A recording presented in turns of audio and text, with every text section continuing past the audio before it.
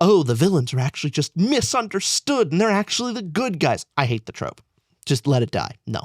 You know what? It's lazy. It's lazy. Stupid teenagers do stupid things for love. That's the point of Romeo and Juliet. Malazan swear words, just for a counterpoint. Okay. Of Hood's hoary balls. Tog's teats.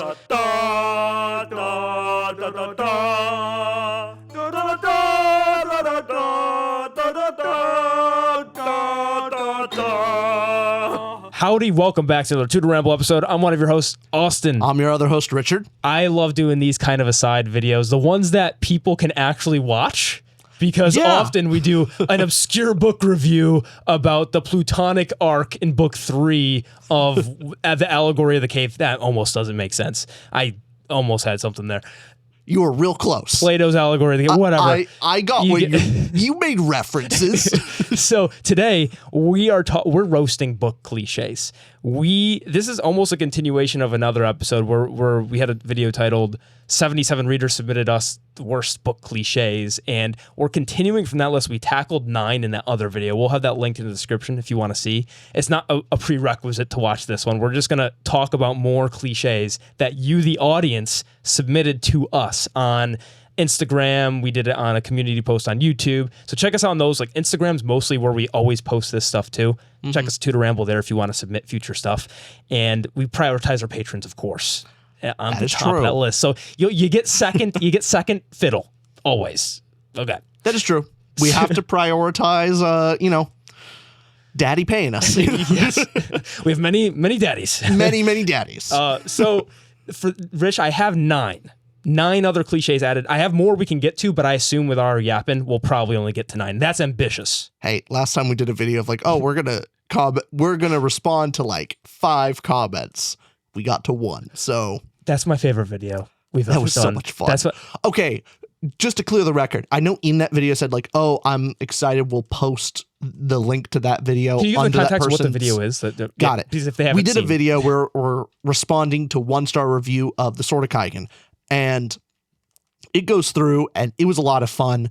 And I went to go post under the person's comment a link to our video. But I didn't know this was a thing with Goodreads or if it was just a feature they turned on.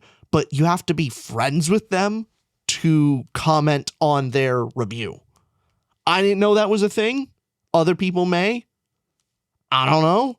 But anyway, point being, I submitted a friend request. They haven't gotten back to me yet.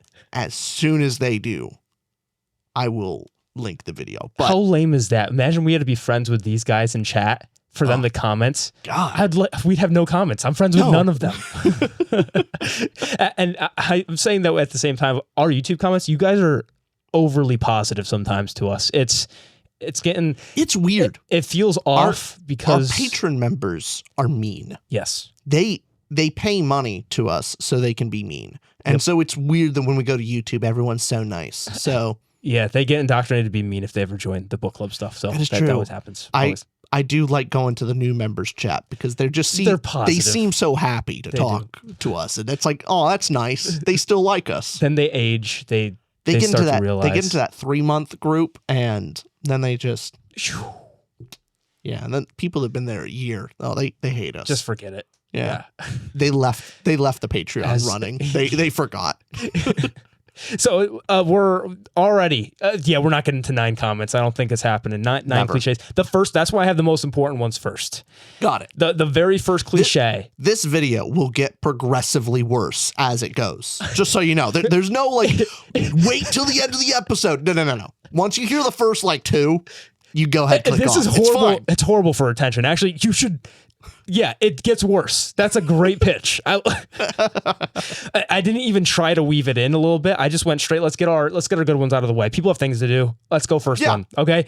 The first one, and I know I just had to pander to you, butter you up a little bit, teeter your totter a little bit. Oh, it's been a while since I've said that. He wants you to buy the shirt. We have shirts. That thing he said is on a shirt. That's also way too much plugging for 5 minutes into a video. You know what we should do instead? God, we are shills. Yeah, that's wow. You know what? This is man. We suck. We don't have a sponsor this episode, so it's a little bit we make up for that. That's So nice. you know what? We're giving them like the no 60-second ad from. I was actually going to say one of the ads. Let's move on.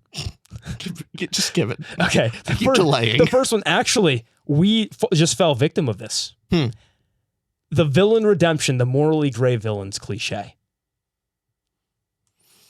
Because right now we started off going like shill, talk about a lot of stuff. Can we redeem ourselves by the end? I don't know. No, never will.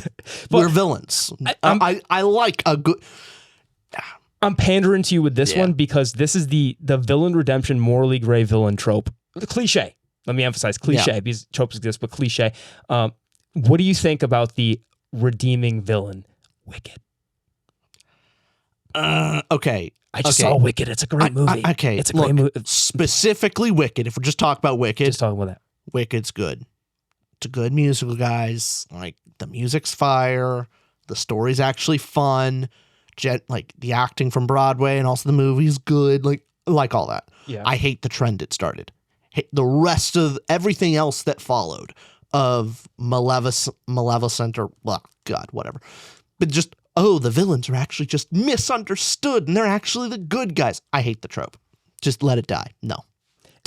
I want a good villain.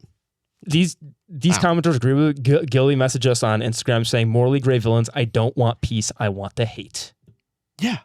Hate's good. Sometimes you just want, okay, give me bad guy. Thing is, like, it's the cliche. Okay, what is exactly wrong with it?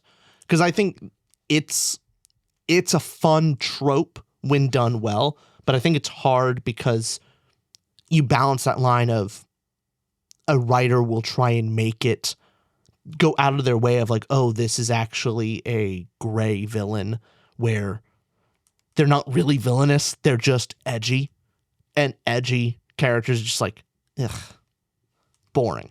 I don't want that. Give me an actual villain or give me a real hero. But if you thread the needle, actually make your gray villain do something villainous and heroic. Like, don't pussyfoot around it. That's my problem with what it. leaves a bad taste in your mouth? Like, what's a good example of something that's non-spoilery, very popular in pop culture? Is there a good example of that? I mean, I think a good one is, and this has been out long enough, I think I could just talk about it. Professor Snape. Oh, yeah. If you don't know about Professor Snape. Wait, you hate that though? No, I don't like it. What? Well, because I look at the other direction of it, of I don't like the villain where they're supposed to be a villain, but really they don't actually do anything bad. They're just edgy. And then there's the other one of they actually just kind of suck. They're pretty awful, and the writer's trying to make us feel like, oh, actually they're kind of the good guy in the end. No, Snape sucks. Snape's bad the entire time. His entire motivation is bad. No. What don't you like about it? He's a villain. No, he's not good enough to be a villain. He's just a pathetic person. Why? Do we want to go into spoilers? People know about Snape, right? Why? It's Harry Potter. Why is he like his whole motivation of like he's mean to Harry Potter because he loved his mom and his dad bullied him, and he ultimately only saves Harry because of like, you remind me of your mom. It's just like it's gross. Actually, it's I think he did it in that Tina Jenks voice. It was like, yeah, you remind me of your mom, bro. And that's how he went out. That's precisely how it happened. You have the same eyes as your mother, so I'm actually gonna like maybe not bully you for like 5 whole minutes. I think it was a little more touching, like the Patronus, and it was just really touching how it worked, and I thought it was very nice. No, it sucked. Snape sucks. Come at me. I am. They don't need to. They have more teeth than you. Oh, God damn it. But I am with you. There's sometimes it really irks me with the morally gray villains. And it comes down to motivations. If you don't believe the motivation, because the thing you're complaining about is going like, which I thought was a great motivation. However, if you don't believe the motivation, that's where the cliche just feels so off. Because you're going, you're just trying to ham-fist this in to play with my emotions. It's similar. In the last episode we talked about this. There was character fake-outs, resurrections. Can work. We know a book, it really works, which we can't name for spoilers, but we've reviewed on the channel. Works perfectly. There's other books where that character resurrection fake-out deaths can work. but often that's a horrible cliche because, oh, the author just wants to get a reaction out of me, but then it feels so cheapened because later on that you read, oh, my emotions were given to you, and that doesn't feel like a real. Yeah, it doesn't feel like it was real or genuine now. Yeah. Yeah, a lot of it is reaction without consequence. So with a gray villain, it is challenging to have a character that does pretty awful things and like, oh, this is a villain. But then they show something of like, oh, their motivation is actually a bit more complex. It's interesting. And there's some consequences. There's some real skill to it versus the aura of them being technically a villain. Like they present themselves as a villain, but they actually haven't done anything villainous. Actually, I'm not even done with the book, but Akamath. Well, a lot of those romanticities and romance books of the bad guy is actually a good guy. I would actually, you know what? Spoilers, I guess, kind of for Akamath.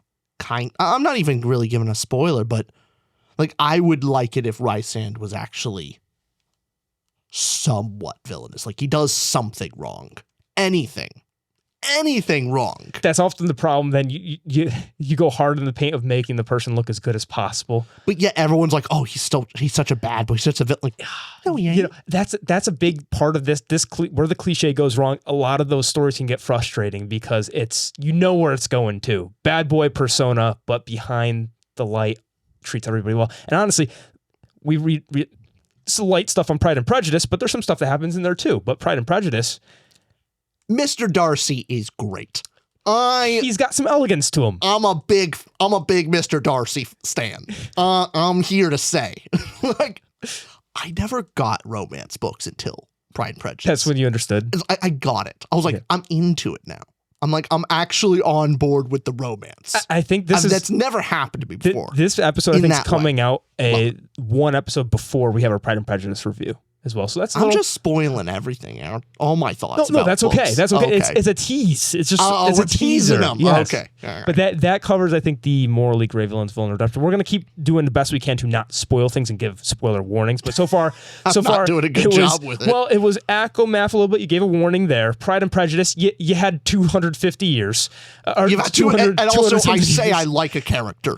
And Professor say so. We're gonna make sure we're careful. Okay, no, we're not. I'm the spoiler police. Okay, here we go. Next one. This okay. This next cliche, we had several submissions on this one too. The Secret Heir. Okay, how about you take this one? What are your thoughts on it? The Secret Heir, to describe for people, it's often the protagonist. This farm boy doesn't know their past, doesn't know who their father is, doesn't know who their parents are, and comes to discover that they are actually royalty.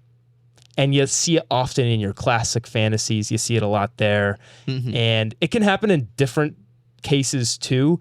Sometimes, I guess in the Secret Heir trope, or the cliche, let me be careful. The Secret Heir cliche, because there are tropes, but cliche, what do we mean by the word cliche first? So cliche is defining both. Cliche is a trope done badly.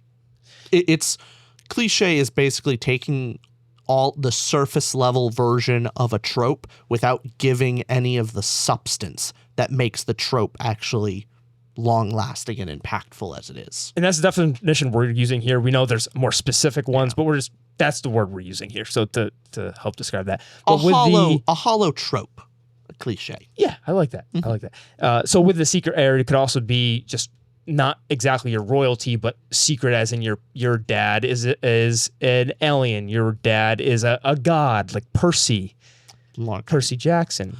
And like what? Your thing.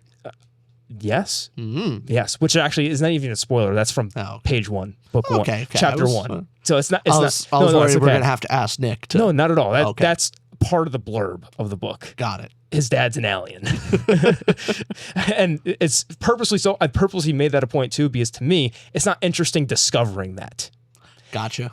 To me, that the point about the Secret Heir trope, I don't like it as much when it's prolonged and you can guess it long before, going like, okay, I think this person is a secret heir. I think I know who his parents are or her parents are. I think I know this, but often you see this in the classic. I know of 2 book series that you haven't read that has it. However, in both cases, I thought it was done pretty well. Oh, nice. So, and again, you haven't read it. I can't really, I feel like that's kind of spoilers. Somewhat. Let's talk something everybody knows, and also it spoils the first couple chapters. People know this. If there's no way you don't. Percy Jackson. No, yeah. And finds out his dad's actually Poseidon pretty early on in Act 1 or going into Act 2 of the book. And the rest of the series is all about him being the son of Poseidon. Yeah. And how much is that of... Is the Secret Heir, is that whole trope based on the mystery of it? Or is it more of just a larger place in their past than was previously known? Because Percy Jackson's like, yeah, you're right. It's like 2 chapters and then... But he's also, is he always and technically always the Secret Heir? Technically, sentence 1 says, I never wanted to be a half-blood. Yeah. Like, I don't know if that's like Secret Heir. Would it be more appropriate to be like the suddenly discovered royalty kind of thing? Yeah. The unknown farmer becomes royalty. And okay, there's one of them in, I don't know how spoilers this is because... okay, Nick, get ready to bleep. Can you bleep this one? We'll see if I can say it. Ready? Okay. Just bleep this title, Nick. That's a spoiler. Yes. That's a big... you bleep that one. That's a big... No. But based on that book we're talking about, that's a Secret Heir for sure. Yeah, and it works well in that one. I think it was fun. Huh? You not so much. I like that part about it. Oh, okay. Yeah, I mean, that was good and fun. But then, I guess with this, what is bad about this cliche? How do you do it wrong? How do you do it well? Because we'll try to be a bit constructive when we're talking about this. The reason why I wanted to throw it over to you first is like, I haven't read too many bad examples from it. And I think just that's not really saying like the trope is just so great it always works. It's more of I just haven't read too many bad examples. I haven't read too many examples of it in the first place. It doesn't come up in many of the books I read. Though I think that's because I read a lot of modern fantasy. It's more in your classic, yeah. It's more in your classics. But the classics that I did read worked well. What about what are your thoughts with it? I'm trying to think of a good example. Again, not the one I just said. We can't. A lot of this you can't spoil because it's secret for a reason. Secret for So how the hell are we supposed to weasel around this one other than that's one example? Yeah. And honestly, that example that I brought up is more so doesn't lean into the cliche either. Sure. At all. So well, I'm trying to think of what's generally wrong. What do people not like about it? My thought is it's more of a wish. I got that. I think it's more of like the wish fulfillment stuff, right? Of actually you're being an unknown nobody, nothing. Yeah. Suddenly discovers that actually your parents have crazy lineage and you're destined for great things. And it gives into that wish fulfillment of just one day, all of a sudden, your life is going to turn upside down and you're suddenly going to become important. That's why it's there. Have superpowers and whatever. Yeah. Is that kind of... Oh, certainly. Because most people kind of look down on wish fulfillment stuff. Yeah. And honestly, I think it has its own place. I'm not super negative about wish fulfillment stories. It just, moderation, like if that's all you read, probably not good. Yeah. I think biting on why the cliche can be done wrong is if it's a Secret Heir trope, if it's a Secret Heir cliche and the reader figures it out early on and also the unraveling of the mystery isn't that fun and you drag it out, maybe that's where it becomes bad. Because I guess what makes cliches so bad is you're reading the book and you know exactly where it's going because it is cliche. When you can predict, you can predict the punchline so early. If you can predict the joke's punchline, it's way less funny. Yeah. Well, the idea of it being hollow is when the trope is done well, the Secret Heir is given both a higher authority, is given like responsibility that comes with it of like, how are they going to handle the burden of this new position they've been thrown into? That's the fun part. I'm actually thinking of a book that I haven't even read that we've been told by Coop to read all the time. Like, hey, Coop. He's been begging for us to read this book. It's like his favorite book. Is it the book club book we're talking about? No. Okay. Different book. He's been dying for us to read. And it has like the Secret Heir type deal where like chapter 1's basically revealed, but it's about the character coming into like, this is a massive weight and responsibility, and he's not prepared for it. How does he handle that situation? Okay. And that's the intriguing part of like, hey, he's thrown into a really ruthless, cutthroat situation, and he's a really wholesome person. How does this... Oh, I know the book we're talking about now. No. So that's a really fun part is it reminds me of the movie Triangle of Sadness, of the fun of that movie is taking characters and throwing them into a different spot in a hierarchy and seeing how they play. And that's so the Secret Heir is like someone who was at one point in a hierarchy, now suddenly in a different position in the hierarchy. How does that play? Do they empathize with the lower class because they once were? Are they now full of themselves? Do they abuse their power because they're not used to it? How do people treat them in that class now? Like, that's the fun. Yes. If you do nothing with that, then it's not nearly as fun. So treat the Secret Heir like you would with a regular plot twist. If your plot twist makes the story afterward less interesting, bad plot twist. Yeah. First, the plot twist, we say this on the channel quite a bit, but a plot twist needs to first be logical, as in, I could see how that plot twist is actually possible. It doesn't break the character, doesn't break the story. So that's the first thing. Then, is that a more interesting story to tell? Otherwise, don't do the twist. So just have them grow up in that position. Exactly. Rather than be Get there and have a twist. Because this Secret Heir, if this is the twist you want to push on it, again, sometimes why I prefer it being revealed from the get-go, because, forget the mystery, finds out they're an heir earlier on, and then the interesting part of the story is the consequence of that. Similarly, to treat this similarly to a plot twist of Secret Heir, okay, now I'm invested. Because if all you have is the secret, surprise, and then that's it, then that's where I think you'll lose readers. Yeah. I think there's also a good way. I'm thinking of an example that to the audience, they know like early on that the person is the Secret Heir, but the character themselves don't know for a long time. And I think there's a fun story to tell about how they develop. And at least the one I'm thinking of, even a series I'm not a particular fan of, I understand the appeal of thinking about it on the outside of this person just like comes out of the woodwork of everything's gone to crap and just all of a sudden like, hey, we have a new king. And it's like, how'd he get there? We as the audience know, like seeing how they developed over time and how they like, because they didn't know they were the king's heir, the Secret Heir, they've actually earned it, and they've gone through all these trials, tribulations that the regular prince wouldn't have to. And so it is cathartic when they do become king because they actually earned it. They deserve that authority. So I could see that working too.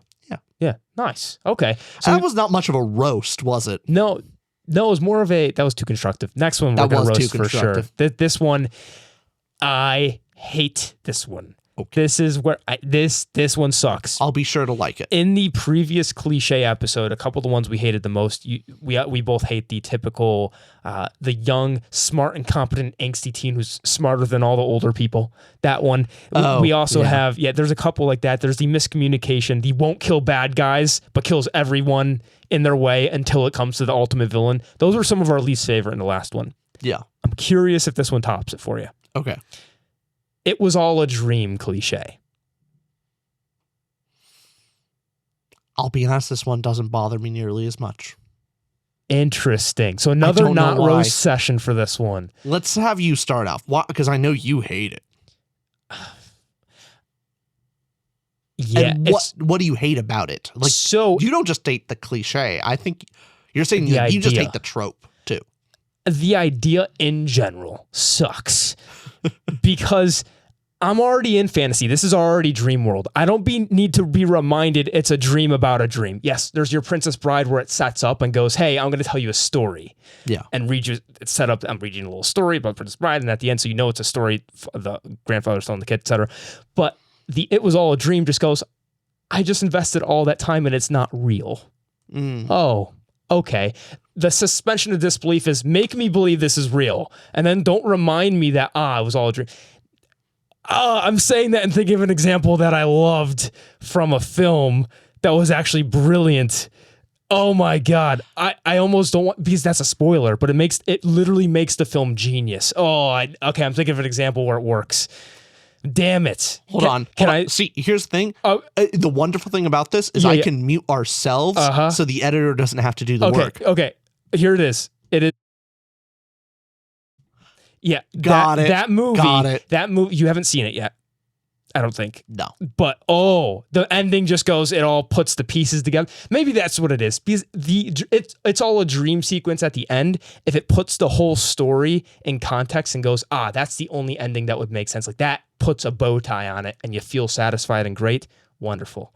Now doing that is a very hard thing to do for me. Are you talking about specifically it was all a dream at the end or dream sequences in general? Those are two different things. Yeah. Okay. If we're talking about it's all been a dream, yeah, I'm in agreement with you. Lost. Yeah. It's not exactly. Because I know technically it's not the same. Yeah. I know what it means. Yeah. I know in Lost it wasn't all a dream. I know. I watched the show. It was one of my favorite things with my family growing up. Just saying. But yeah, I'm trying to think of some. Like you think of the old classic, like the original, where this trope actually started. Maybe this isn't where it started, but maybe popularized. But The Wizard of Oz. I think it's done pretty darn well there, and I think it works well, especially in like.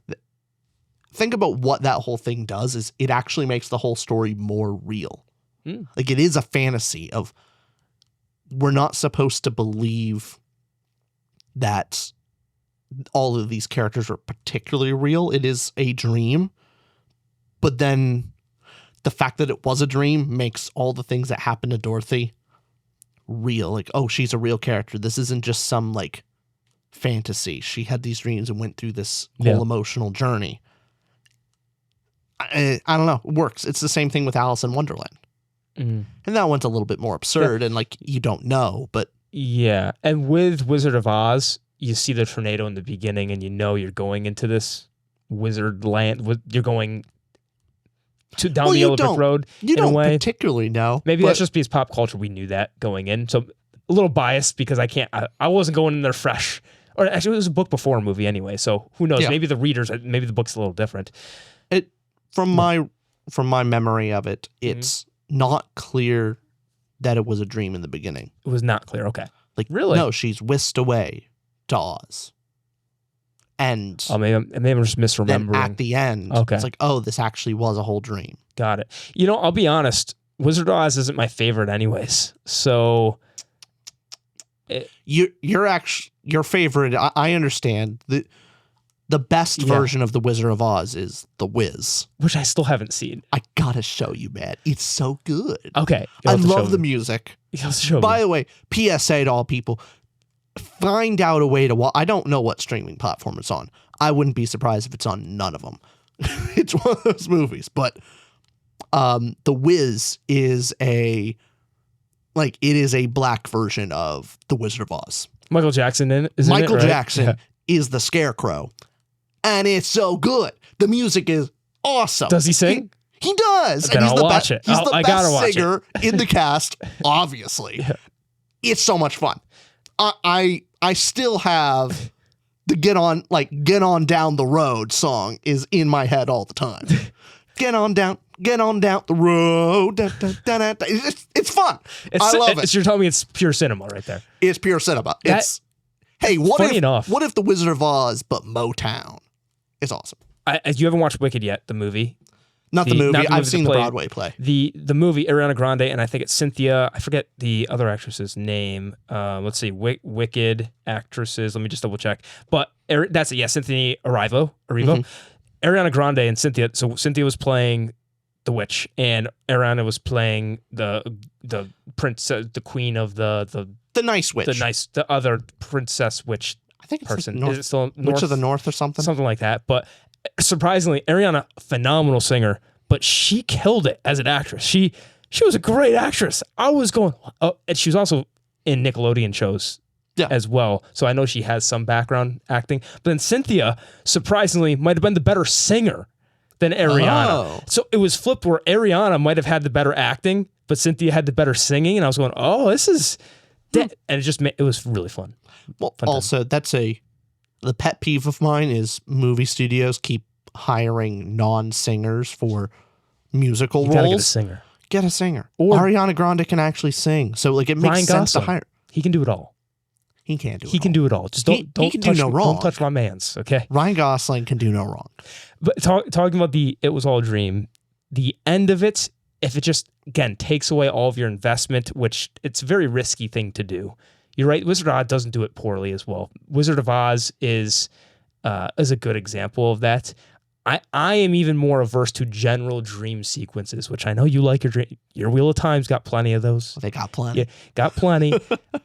There's always examples that are exceptions to the rule where you can find good things of things you typically don't like. I'm thinking there's several in Sun Eater that are dreamlike in that way that I like. Yeah. However, dream sequences in general, I sometimes check out of them. I sometimes just go, oh, we're in dreamland. Okay, get out. Get me back to the real stuff.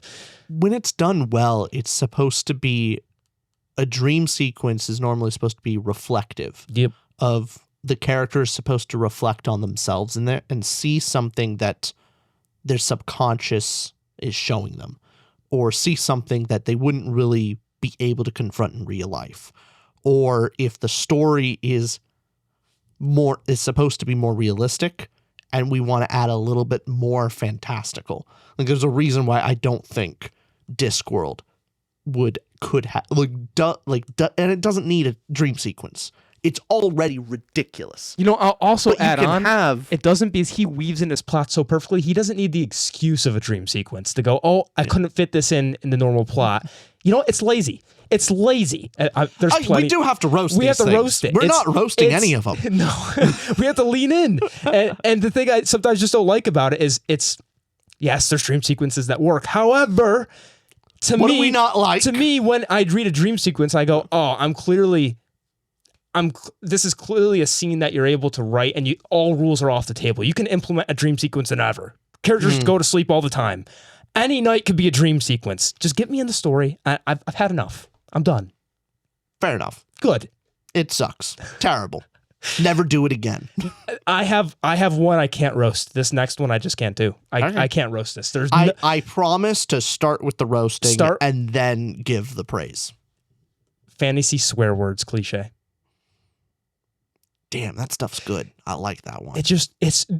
Here's another factual objective opinion is you can't go wrong. If you're consistent in your world with your fantasy swear words, give me that. It builds the world. It shows this quirkiness to your character, shows you maybe the curse, Mistborn, this is very early on in Mistborn, but the curse, the fantasy swear word in the Mistborn series is the Lord Ruler. They curse the Lord Ruler. It's relevant to the story. It's relevant to the world building. It shows you, even saying that builds your culture. Now, it does so much. Here is the criticism. Good. We need some. Do fantasy swear words make it feel more YA rather than more adult, where it feels like, oh, you're trying to say curse words, but you don't want to actually put a curse word in there. So it's like an author like self-censoring of like, well, that's hecking bad, Is it like the writing equivalent of that where you think, that's kind of cringe. You're just trying to be less profane, but trying to still be profane. Like I'm edgy. I see exactly what you mean. Look at this. I'm spicy. Like that's so, that's, I'm trying to think of like an actual, what are the self-censored swear words? I just used the swear word. I'm sorry, Mom. My mom is not a fan of She the does watch all the swears. episodes too, doesn't she? She does. She watches all our videos. I'm a fan. Thank you. That's why she comes up with the best video ideas. She's come up with several now. Yeah. That have been awesome. And I was looking up, I have the hack and cheat of using the laptop while you're saying that. And you were saying, hey, it sounds very YA. Then I just looked up Malazin's swear words for a counterpoint. Okay. Of Hood's hoary balls, Tog's teats, Fenrir's tusks. As a good counterpoint, those don't seem slightly YA. more vulgar. Yeah. Those don't give me hacking vibes. Yeah. But no, the thing is, that does all the good stuff of those are relevant to the story and the world building, but also, it doesn't shy away of like trying to say Malazan is YA is like the opposite of what it is. It is. That's why I looked it up. I thought you can't get more opposite, can you? No, you cannot. It's. I really got to continue because maybe book 2 will do it for me. We'll see. I am pretty darn sure book 2 will do it for you. Good. Just on the fact of it's a tighter story and the characters have real consequence if you're actually feeling for them. Lovely. That's lovely. Characters are good. Oh, lovely. Compared to the book 1 where characters kind of suck. Sorry. No, I'm not. Oh. Fantasy. Do you have anything else on fantasy swear words? I just love them. It's cool. I love them, but again, another video where we're kind of shitting on Wind and Truth.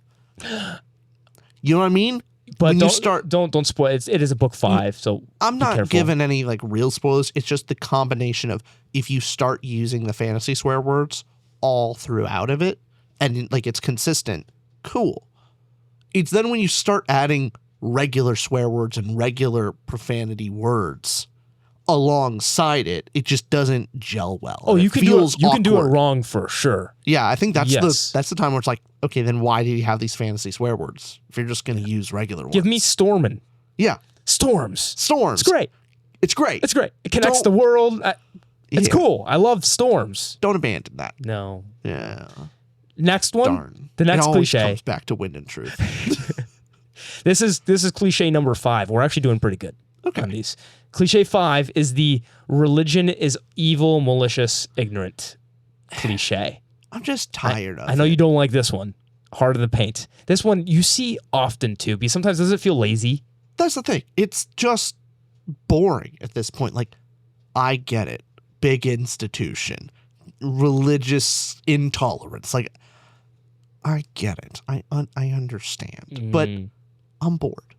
I'm bored now. Do something fun with it. I have an example of a fun book that plays with this a little bit. It leans into the cliche, the trope a bit. I'll say trope leans into that, but does something more because that would be spoilers. But Warbreaker by Brandon Sanderson plays with that, and I really like how it's done. That's such a fun book. Yeah. I think a lot of it is... Here's something interesting. I'm just thinking to myself of... Yeah. I really enjoy just a pure villain, like a singular pure villain character. I like that quite a bit. For some reason, I'm not the same fan of just pure evil organization. Can I add on to that part there? Because is it part of pure evil organization? Usually, it's easy to give motivation to a character. Do sometimes the cliche gets bad because the religion is evil and there's not much explored. It just is. Yes. It just exists as evil. And the counterpoint to that as well, like I like a pure evil villain, even if there's like not really much of a reason for them to be evil. They're just evil. But with it, they're charismatic. And like their charisma, their presence on page. It's like, that's fun. That's great. Even if the reason why they're evil is just they're bad, fine. Make them a presence. You can't have that with an organization unless like you actually do go with it. Maybe the organization members have a presence. Threatening. But for the most part, no. It's just like this organization is just evil from the root. Like there's nothing good here. You see this in spy thrillers started too. good. Like it's just like, why? Yeah, no, it's all the Bond villain stuff of again, organization bad. But the thing is, Bond normally has like one singular villain at the top of the organization and normally has stage presence, which makes them fun. That's got to pull the whole weight though. Exactly. You got nothing else. But if it's just, the religion bad.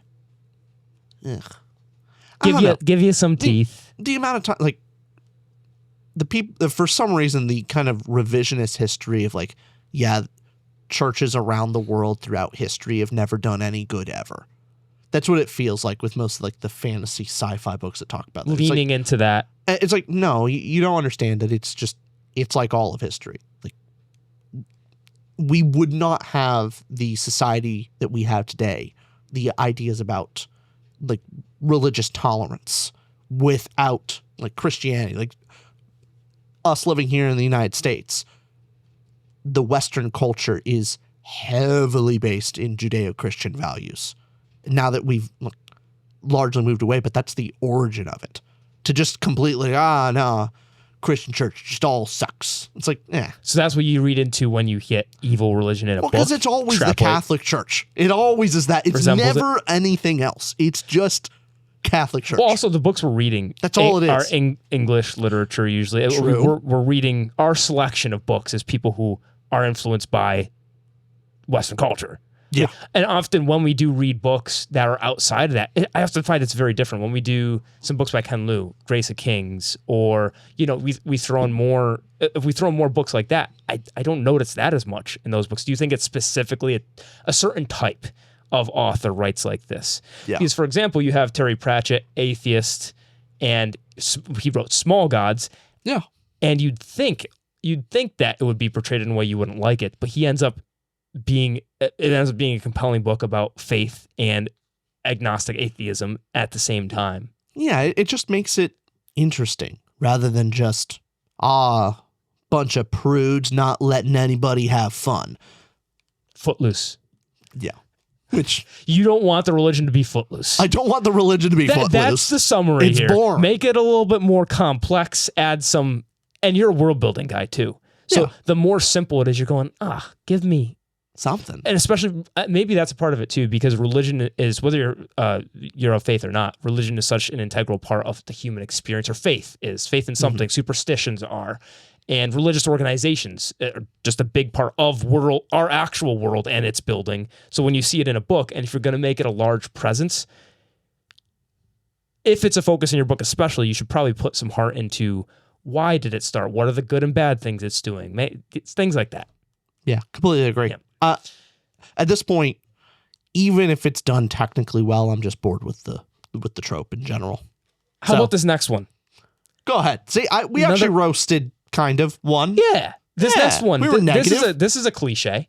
Okay. Amnesia. See, the first thing that pops in my head is a good example. But what's some bad examples you're thinking of?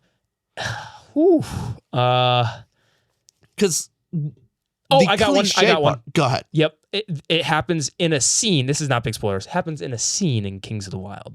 But it plays with it a little bit, but I still don't love it. Do you remember the scene I'm talking about? Yeah. I do, yeah. It's really not big spoilers. I think the cliche of it is when it's used to avoid it's used to delay the consequences of a plot. You know what I mean? Yeah. It's used to hey, I don't know how to get out of this thing, so I'm going to put amnesia, and then when it's relevant and more, actually okay for the plot, suddenly they remember again. It feels like the author's actually putting their hand in the narrative and going, I can't fix this, so here. Yeah. And fix. It feels like a Band-Aid. Yes. Compare this with, now, this is page 1 spoilers of Project Hail Mary.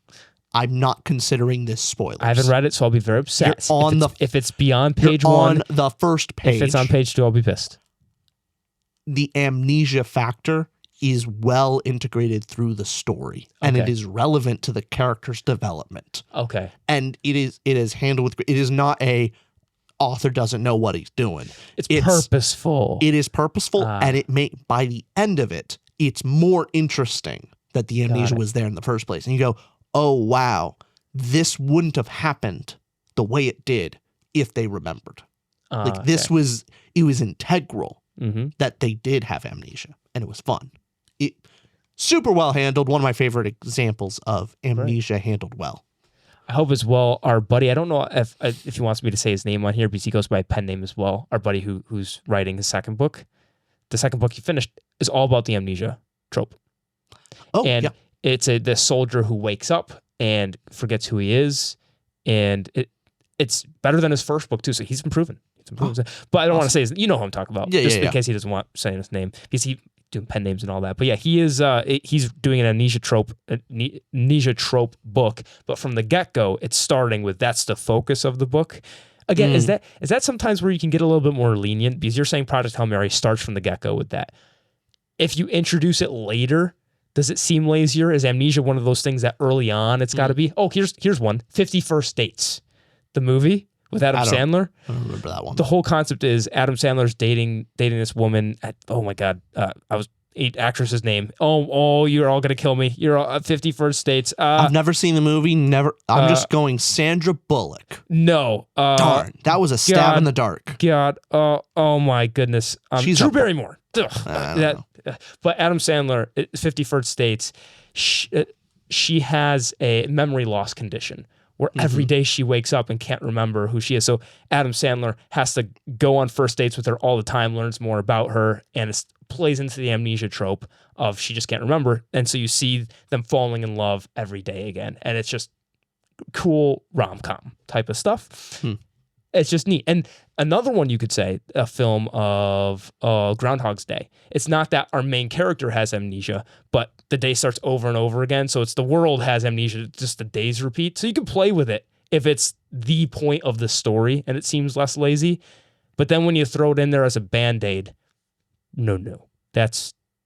Don't just throw the amnesia as a fix. Make it be more intentional with it. I feel like we're talking to you out there. If you're writing a book, this is for you. Maybe that's our criticism of this one. For the most part, amnesia is generally a way to have your character avoid the mental consequences of what happened before. If you play with that of they're avoiding it on purpose and that when it comes back, it hurts more because they forgot. Now you got something interesting, then you could maybe play it off. But if it was just to avoid a plot point or to avoid some character interaction or like you wrote yourself into a corner, no, it just comes off. Well, the next one, poorly. The next one is Amnesia. Now, what is the problem with Amnesia? I think the real problem is, dumbasses really don't know how to set it up properly. We could have gotten one person. If you just, I was, what? I thought we were linked and we were going to go in that for 5 minutes, like a 5-minute bit and then I would have said Amnesia again, another 5 minutes. And we could have kept going. It could have been beautiful. I valued their time. I valued the bits. You value the bit? The bits. God damn it. And we're not willing to edit the video to do that. No. It's got to be genuine. It's okay. The next one, Amnesia. What do you think about this show? Okay, the next one. This is number 1, 2, 3, 4, 5, 6, 7. The Bad Guy Fakeout. It sounds a lot like Amnesia. I just use a synonym for forgetfulness. So the Bad Guy Fakeout. This is kind of similar to I might skip this one because it's similar to Villain Redemption, Morally Gray. This is when the guy is presented as good, but no. Oh, this is the opposite. What am I talking about? Yeah. Bad Guy Fakeout. Guy presented as good, but is actually bad. That one's more fun. You think so? At least it's more interesting. But maybe it's just because I see it less often. You see it less often? I think I see it in a lot of films for sure. You get the character you get introduced to early on. Blood Over Brighthaven. Sure. Think of that as an example. I guess, just the secret villain type of deal. Hell, even a recent book I read that you haven't read also had that secret villain type deal. Yeah, no, I guess it happens more often than not. What's the problem with it? What's the problem with the cliche? What do people not like about it? What I don't like about it typically is it's very noticeable. At times, when a character's so nice, you're going, "What's the skeletons? Where are they?" God, okay. He's too nice, which I liked in a. It's so tough to talk about these books. If you don't mind muting this one, Nick. We'll do it on our own. Here we go. That book does it where you think the person is bad guy in the end, but it turns out what I loved about the twist on that is, it turns out they aren't just the bad guy. There's some interest and mystery behind that character. They're maybe not the good guy, but they're definitely not bad guy. No. They clearly have other. The fun thing about that whole conclusion is just. And again, we're not saying the book name because Not saying the book name. it is big and I'm part. being even broader. It's we were given a whole story and thinking, oh, this guy's the bad guy.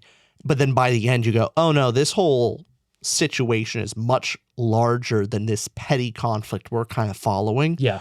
And in the larger conflict, this guy's not the villain. Yes. He's just a player. Yep. Which is fun. That's a fun way to do it. And it didn't give you that typical, hey, guy presented good but actually bad. It was not that. It was the opposite. It was the opposite. And typically you can know, hey, you get introduced to these characters. Your character's going into a new world in Act 2. They're going to get with their person that teaches them the lesson, that person. Their mentor character, the other person they run into that at first seems like they're there to help, but really has ulterior motives and is trying to use the protagonist. And I want to play a scenario by you. Okay, I don't like how you're saying that. How bad is this getting? It's not bad. You want to role play? Let's go. I hear this too often from you. Okay, imagine. Let's break it down. Imagine a scenario of classic fantasy mercenary group, band, whatever, like fantasy Kings of the Wild. Kings of the Wild type deal. A band. You got your archer, you got your wizard, you got bard, all this stuff. Okay. You have your group. Mm-hmm. One of them is the secret villain. Mm-hmm. Which character do you pick? The one who's nice, the one who's actually pretty mean and seems like he's a villain, or do you they're just nobody and you know nothing about, they're just really neutral. All three of those people, someone's going to be disappointed. Like, it just doesn't fit right. I see what you're saying. The super nice guy turned out to be the villain. You're like, well, of course he was that guy. He was way too nice. Duh. The villain guy actually being the villain is more. Actually, I would like that. You know why? It's slightly less predictable, I guess. But then you have the nobody. Yeah. And it's like, yeah, this character is supposed to be here, but we get no scenes with them. Yeah, they're probably the nefarious one. No situation does that work well. Maybe just impossible to solve. Maybe it is. Just can't do it. More so, I again. Oh, God, mute. Ready? Yeah. Here we go. In that book where you get the push and pull of, they're the bad guy. No, wait, they're the good guy. Oh, they actually are the bad guy. Sure. With that character in that epic fantasy book 1. And actually, the story that I'm plotting out now. Yes. It is mostly centered around that concept, actually. Yep. So it'll be interesting. I think that's how you do it well. I think it will work because the reason why I think it'll work is it's hyper-focused and it's not the random off character. It's a central character and there's a lot of relationship back and forth. Yes. It's not secret. But anyway. I think that's how you do this one well. And that epic fantasy book, it's a book 1 of a large epic fantasy series. Being as vague as I can, but also people can possibly guess it. And that does it well, kind of like how Knives Out does its plot twist well, where you have the reader, instead of just going good to bad or bad to good, and the switch happens, and that's the character, if you have the reader believing, this person's good, oh, wait, they're bad.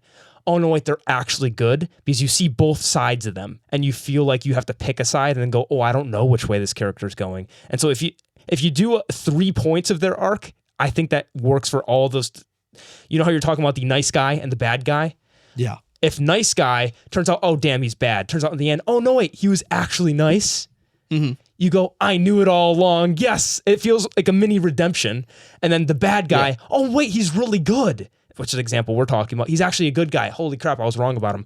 Oh, wait, he's bad. Shit, our protagonists are screwed. I should have known it from the beginning. What you're telling me is readers are now too meta. They're too into the plot twist that you need the double plot twist. That's required. You now need level 2. Readers in 2030 need the triple plot twist. Got it. At some point, bad to good to bad to good to bad. Yes. That's what you need. That's all epic fantasy is. It's just you switch a lot of times, rooting for and then not rooting for the people. That's it. Back and forth. That was my favorite stuff with Joe Abercrombie in a slightly different manner, but he gets me to love his characters, hate them, love, hate, and just fantastic character work. Wonderful character work. Yes. So that's the Bad Guy Fakeout. Now we've got this is the 8th one. You ready for this cliche? Go ahead. The insta love at first sight. The roast of it is it's normally just boring. I mean, is that it? I mean, what else is there to say? Like, what's the good of it? Like, is it ever done well? If it's ever related to some type of magic or compelling feature of the narrative. Otherwise, it's just lame. It's lame unless... I'm thinking of examples now. Okay. This is a first couple 2 chapters of this book in the Lions of El Rasan. The young character Amar. No, not Amar. Oh my God, it's not Amar Ibn Khalid. What was the kid's name? The young soldier. You know who I'm talking about. Yes. I forget, yes. But yeah. Loves, and this, again, 2 chapters in, go read Lions of El Rasan, but it's basic plot line stuff where he loves Jahan and has this childlike infatuation with Jahan, and it's more so about him growing up than it is about the actual insta love. I think maybe touching on it exactly. Lonesome Dove. That's exactly it too. Yeah. But instant love, if it is resolved in the story of like, that is completely valid and awesome and great, and then like, love at first sight, and then it works. That's very childish, generally. Like, not to say that people don't like, they immediately click, have chemistry, but that's not the same thing as writers when they do love at first sight. That's a very childlike, it's infatuation. It's a crush, not love. Yes. And if that's the lesson in the story, I think it normally works well. But if it's just, because I'm not talking about the story where characters like from the get-go have like chemistry and they're instantly like, they're vibing. Yeah. But the thing is, there's a little bit back and forth. Dude. It's not love at first sight. It's chemistry at like first interaction. Mm-hmm. That's different. Push and pull. Than just, immediately love you. I'm just in love. Mm-hmm. No, there's a reason why Romeo and Juliet, people keep talking about it being like this really romantic book. No, Shakespeare is not that dumb. It's the folly of youthful, ignorant love. Of they're dumb.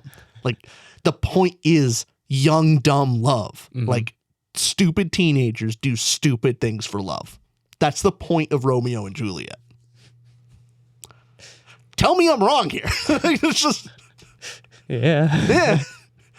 Yeah. You said something I want to harp on, and I'm ashamed and embarrassed to say this, but you said a crush versus a actual love. Mm-hmm. I was on the woman side of the internet, and I was on TikTok, they got some banger lines in their comment sections. They got some banger.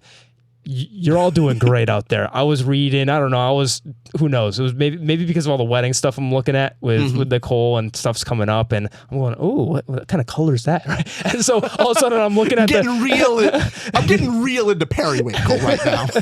And so I'm looking at the comments about crushes, and something about a crush, and a quote I read is some woman saying, "A crush is just a lack of information." I went, oh. Ooh. I've never heard it like that. Go off. Yeah. I mean, and it's not wrong. No, it's not. But I thought about that. And when you're talking about that insta love, the insta love feels like a young love because it is a lack of information. It's a crush. You feel that way, but there's more consequences that you find out more about the person, realize, love is actually when you deeply understand somebody, not, I feel like I love you at first sight. That's just, it's not as real. So maybe it's not, I don't think it's maybe the best thing, but it's where something could be redeemed of maybe it starts at like love at first sight, but as you see the relationship between the two characters develop, it actually does become one of understanding, love, trust, and all these things where it's like, hey, maybe it started in a maybe boring place. Like that's a boring way to start. Yep.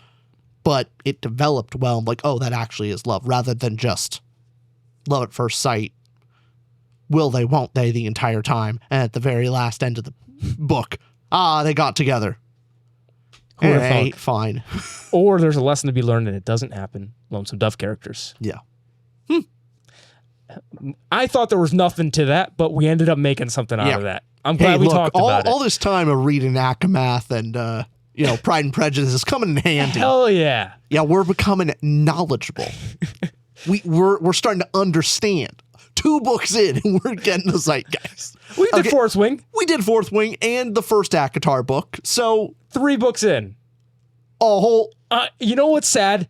Tell us if we're wrong. Okay, if you made it this far, tell us if we're wrong. Do we need to read anything else to understand romance books? I feel like I don't. I feel like if you got a classic with Pride and Prejudice. Well, no, that's what every other romance book that we've read Based on that. is like a worse version of Pride and Prejudice. Mm-hmm.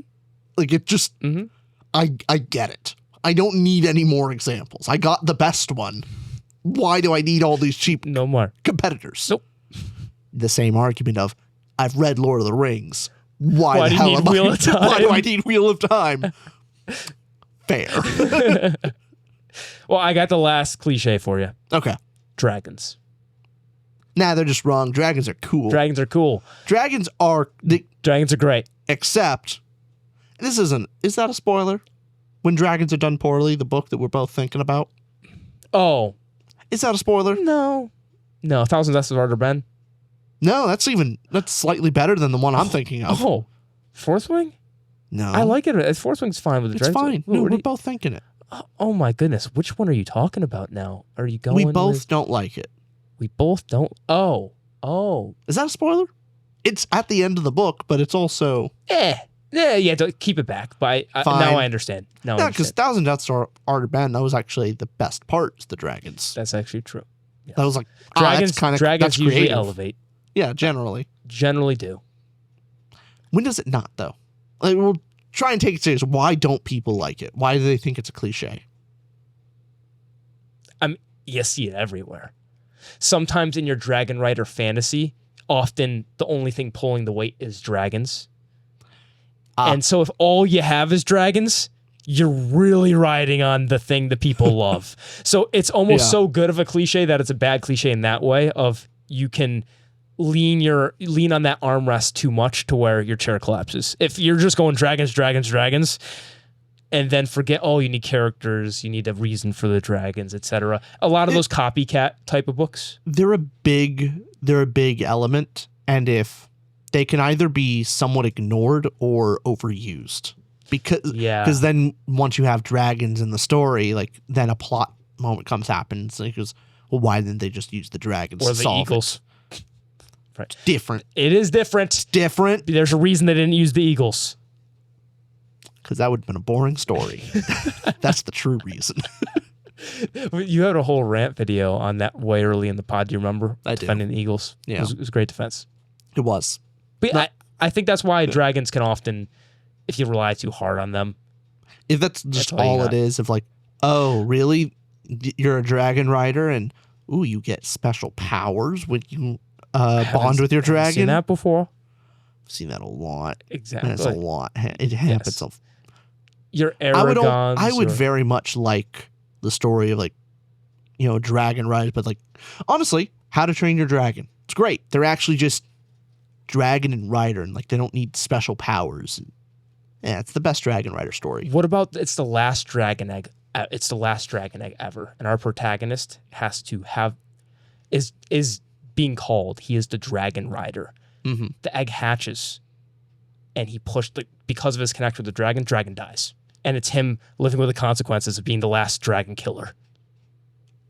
That'd be fun. Just a little twist on it. We've seen so many dragon riders. What about you ended the line of dragons forever? You know that there's some weird meme post I saw somewhere of all dragon stories are one of two. There's only two versions. Mm-hmm. There's either there's either wow, there's way too many dragons, or there's not enough dragons. Magic is dying in the land. Like there's one of two. There's never the perfect amount of dragons. Not one. Like it's going that this is the right amount of dragons. The quantity. We really have this under control. Strangely.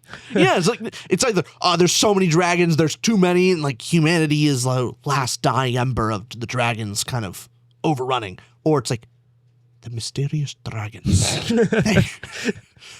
Once there used to be magic in the world, laddie, and then the dragons left us. There's only a handful now. Like, there's only those two. Yeah. Yes. Actually, though, I've read, TD Oral. Where is it on my shelf? Titan's Nest. Yes. Which this story, I was immediately wrong. This has the perfect amount of dragons. There's not too many. They're not like, oh no, the dragons are like dying out. No, they're there. Oh, were there too many dragons? Like they're overrunning? No, humans, dragons kind of working it out. Like there's just the right amount of dragons in this story. Yeah. The exception to the rule. Here. Titan's Nest by TD Oral. Go pick it up. The audiobook is really well done. I appreciate it. Tanner's been messaging me every day on Instagram to read it. I told him, do it until I do. Bully me until I read this book. Good. Because I am going to read this book. Yeah. And this is just for Tanner. Quick, like, hey. Take that thumbnail for you. Whoa. Screenshot it. Wow, that's a book. I haven't read it, but there's pages. Oh my God. There you go. That's for Tanner. It's got the Richard stamp of approval. I liked it. I haven't read it yet, but I'm sure it'll be a fun ride. It's fun. There you go. That's been our cliche episode. We did hit all 9, Rich. How do you feel about us accomplishing that goal? We set out to do 9. We did 9. I'm a little disappointed in us. That we did too many? Yeah. I felt like we should have rambled more on like point number 3, and that was it. Or we could have under-promised, over-delivered, said we're giving 8, then we give 9. Maybe we do that for a little bit of psychological manipulation. I don't think we're good enough for that.